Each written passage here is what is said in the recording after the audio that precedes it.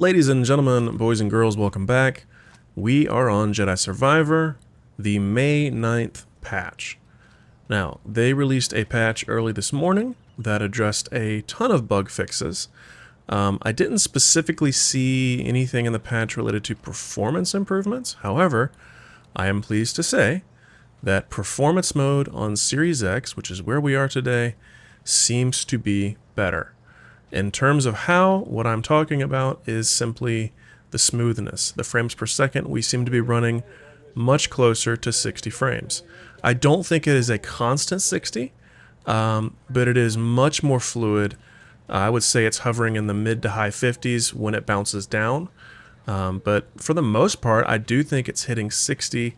There's some occasional areas where you'll turn or go around a corner and it's loading in a new area and you'll have some texture pop in and you'll get a stutter here and there. And honestly, that's been the only issue that I have noticed, apart from the visual issues that I've mentioned in the past. So, some good news. Performance mode is running better. It's out of the 30s and 40s and seems to be in the 50s and much closer to 60. It's a much smoother experience. We're still, however, seeing the issues around the character models, the fuzzy faces and hair, the terrible FSR implementation. In fact, I think in some ways, in terms of the environment, it's worse. The aliasing on distant objects, like the fence back there, is not great. I've also noticed, just in my short little play session here, that there seems to be more pop-in than normal. I'm getting a lot of texture pop-in as I move around. There was some right there. It just seems a little bit more than normal, so I don't know if they've reduced the loading distance for the textures.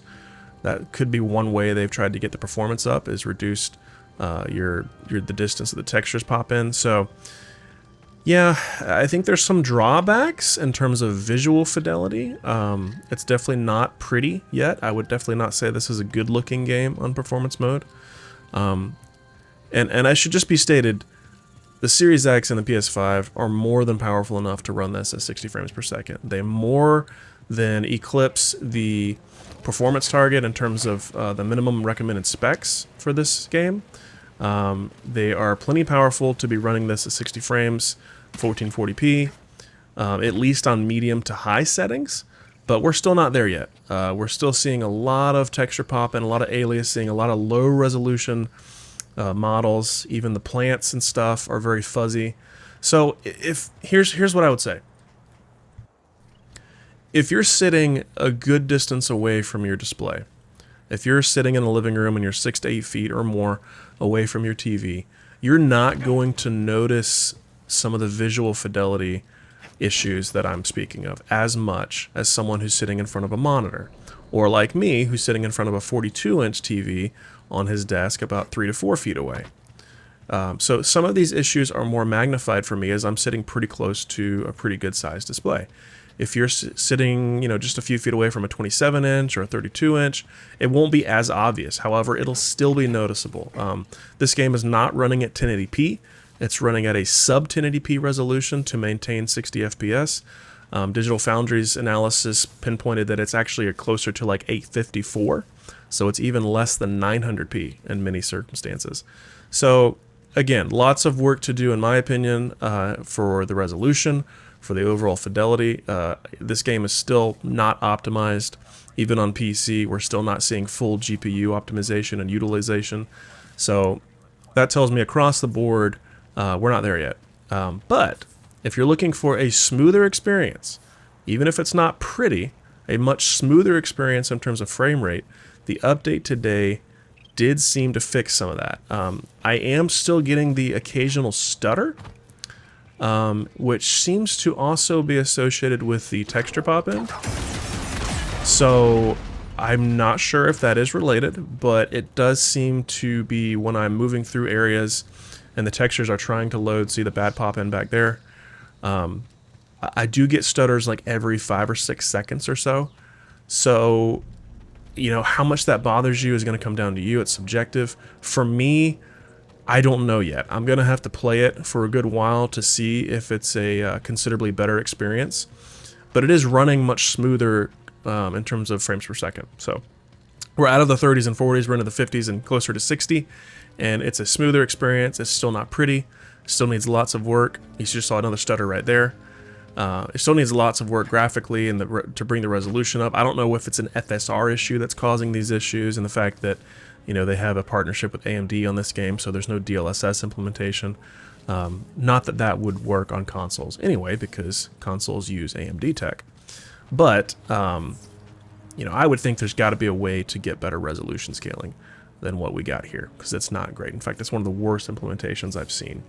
So anyway, smoother gameplay, smoother experience. We're much closer to 60, but bad textures, bad pop-in, bad resolution, and some, I would argue, worse pop-in in the environment, and potentially worse stuttering. The stuttering seems to happen more often than not.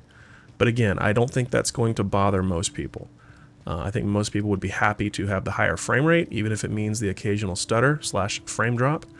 But that's going to be up to you. I just want to let you guys know what I'm seeing here.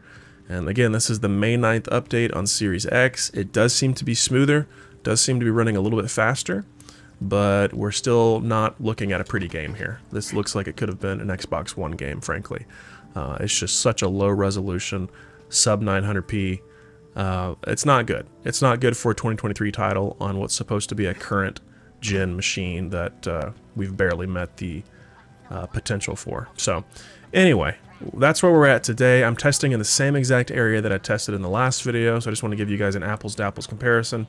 I do find that Kobo is one of, if not the most demanding planets in the game so far, so I think that's an accurate stress test. Uh-oh.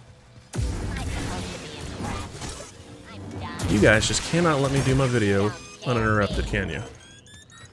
Enjoy that grenade. Alright, so that's where we're at today. You guys check it out for yourself and let me know what your results are. Let me know how PS5 is looking. Let me know how Series S is looking. Obviously, Series S does not have performance mode, but I'm curious to do some testing on that machine as well and see how quality mode is looking, if it's any different.